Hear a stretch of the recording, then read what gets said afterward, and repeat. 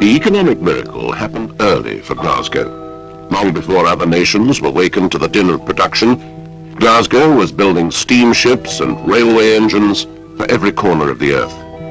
Its all-conquering triple expansion engine ruled the waves. The city's reputation rested solidly on engineering, for that is what it exported.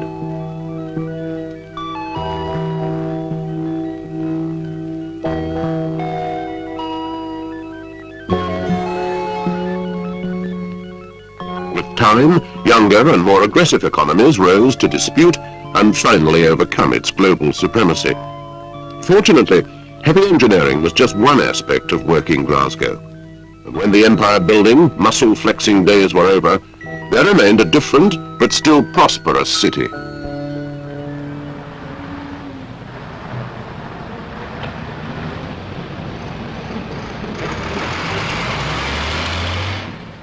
Downtown, the city is laid out American style on a gridiron, a forceful pattern that ignores the hills that shape the inner city. Here is housed one of the greatest legal, banking and insurance centers in the United Kingdom.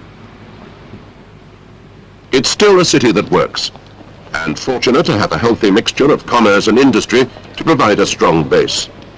And it's learned the important lesson of not looking back at past glories, to open itself up to new opportunities.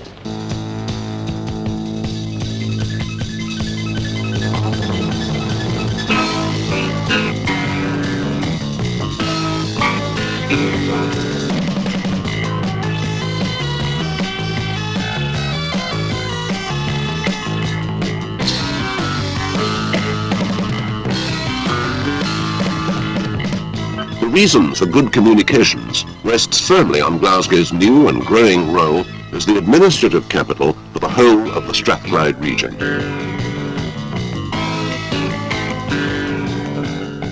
For the city exerts a direct pull on the 3 million people who live and work both within it and around it.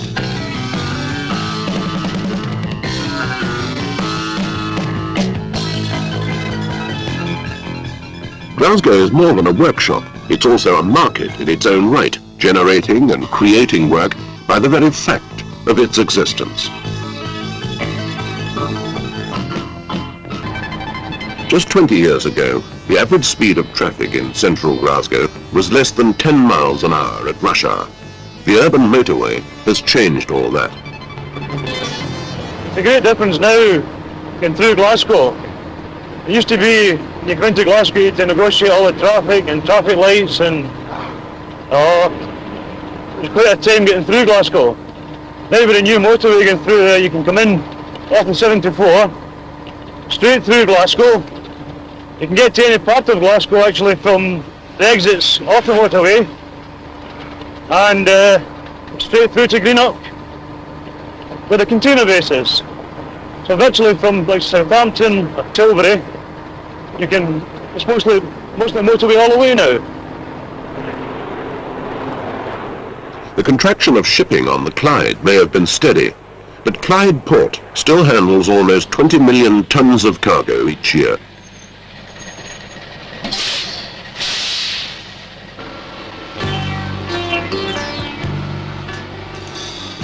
It does so with far fewer men and a great deal more efficiency.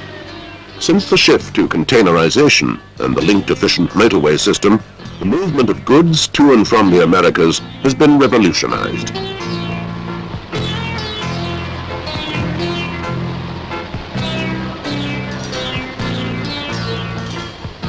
Containerization of cargo isn't restricted to shipping.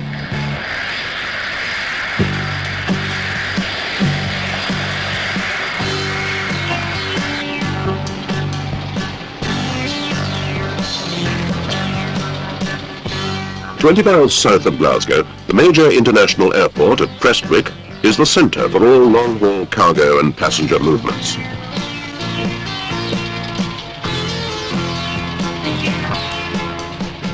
Between them, Prestwick Airport and the city's own Glasgow Airport, just 12 minutes from the town centre, handle 3 million passengers each year.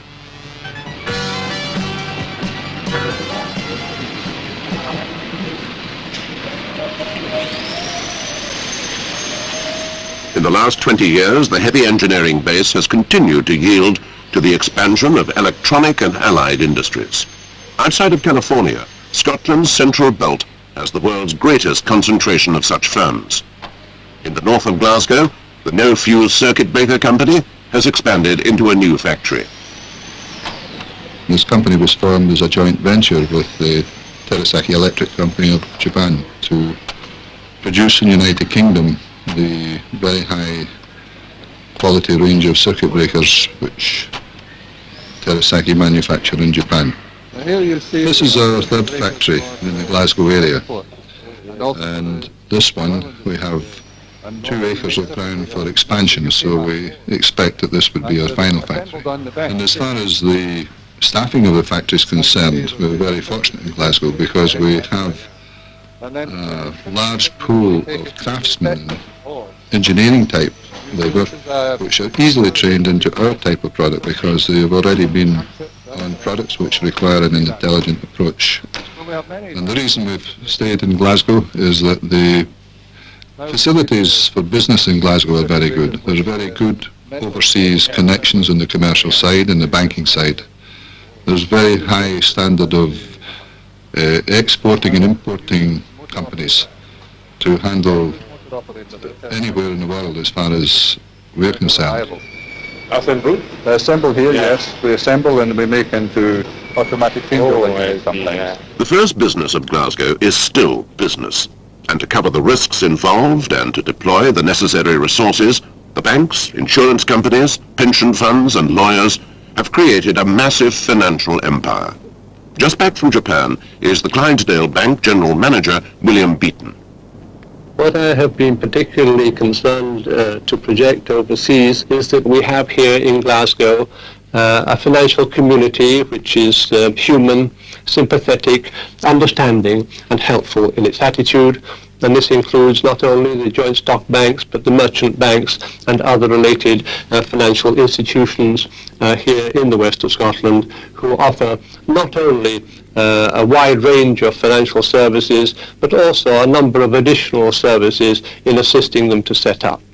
What we are seeking to do is to work cooperatively one with another, to talk to those who will be setting up their manufacturing operations here, to design a financial package appropriate to their particular operations to ensure that they will have a long and continuous record of performance here in the west of Scotland, which will ensure a viable operation for many years to come. This is the City Council's Economic Development Bureau, set up to cut red tape and bring together every department in the council that has help and advice to offer industry. The work of the Bureau goes beyond finding factories of the right size for incoming and expanding industry. All the administrative skills the city has to offer are on hand to help develop the industrial base, direct industrialists towards finance, ensure that specialist factory needs are met, and coordinate the grants and help to industry that Glasgow has to offer. Surely that's not arguments against going on with some more. And for that reason, I don't really suggest that we should concentrate on any specific area in the city. What we should try and do is get... The city's industrial development officer, Stuart Logan, carries the work of the committee into the field where the hard talking gets done. And coordinate all the departments associated with industry. The premises are good for me in as much as they are located in the central area of Glasgow. They're near the motorways, in which case it's an excellent distribution point. The size of the premise is 800 square feet is ideal at the moment. The rent's very reasonable, and the running costs and the facilities for parking, servicing, expansion are ideal. Once you settle in here and think you're perhaps another year or so, what's happening then? Well, we'd hope that once we introduce the new work, the signboards, estate boards and so forth, we would hope to have bigger premises, but again... Yes, this is 800 square feet just now. Yes. In another year or 2 years, what happens? Will you be doubling that size? We would hope to have it doubled in that. If things progress the way they have done in the past 4 years, despite the recession, we feel that we'll go from strength to strength, and we hope that when the time comes, the premises will be available for us. For the smaller companies, Glasgow District provides new nest factories and identifies sites for potential development, building factories itself and in conjunction with private enterprise. The applause is not exclusively for the good works. It takes a brighter, more successful aura to pull the cheers. But in a city that once reserved its warmest praise and approval for boxers and football players, it's good to see that enterprise can also be a star and get star treatment. Oh, well done. It's full of people. Not many are.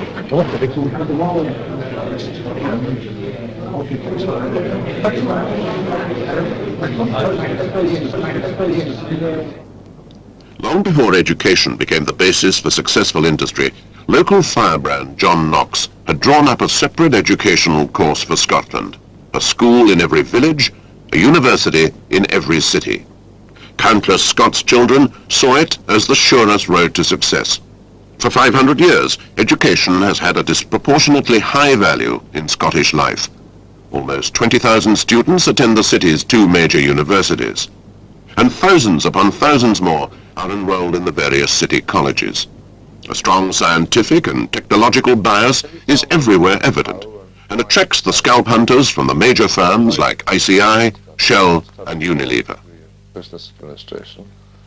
Yes, I wanted to do a general degree in business without getting too tied down to any specific subject, and Strathclyde offered a variety of courses that I could do just that. I work for a major UK multinational operating worldwide, and we visit Glasgow every year because of the experience that we have had that shows that Glasgow, with its two universities, backed up by further technical and business colleges, provides a regular stream of high-quality graduates in disciplines ranging from chemists, physicists, engineers, to linguists and art students, and indeed students from the business schools.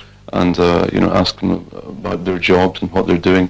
It helps to give us an idea of what we think we might want to do once we leave university, and it makes the course very much more practical. The city is friendly and streetwise, insistently urban, hip, not square. The most American of British cities, filled with the sons and daughters of potential emigrants who made their new world right here and liked it.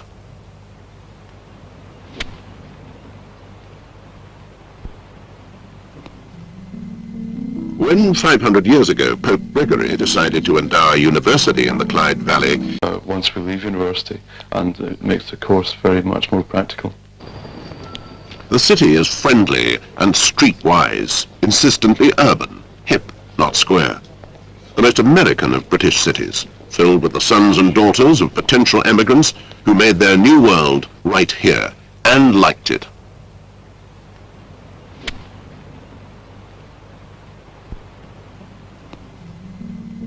When 500 years ago Pope Gregory decided to endow a university in the Clyde Valley, he chose Glasgow because it was a place of sweet vapours and orchards, somnolent, lost in Celtic myths and mists. The dreaming was here before the spires. Amazingly, all that befell this broad strath of the Clyde barely made its mark on the beauty of the place. The Industrial Revolution with its grime and din was not the future, just a step on the way to it.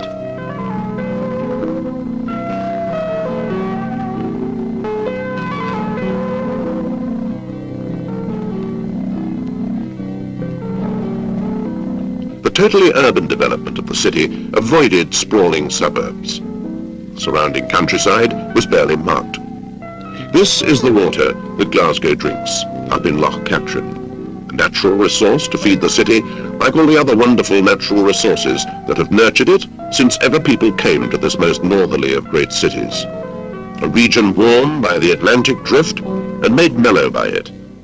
For in Europe, you go east and not north to find the cold. In the valley beneath the playground, nothing has changed and everything has changed.